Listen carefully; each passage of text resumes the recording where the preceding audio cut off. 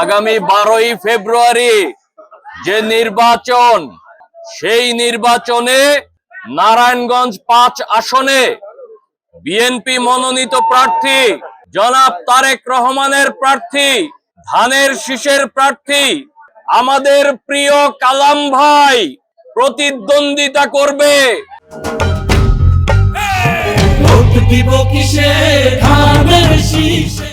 আমি বিশ্বাস করি যে ভোটের অধিকারের জন্য আমাদের নেত্রী, দেশ নেত্রী বেগম খালেদা জিয়া লড়াই করে গেছে।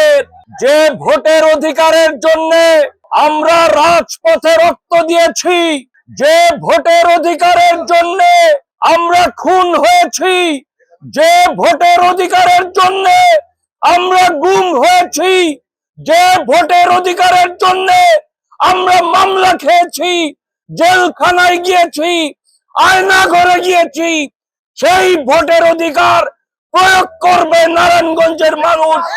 আগামী 12 তারিখে এই ভোটের অধিকারের জন্য আমরা সংগ্রাম করে করে ভোট আদায় করেছি।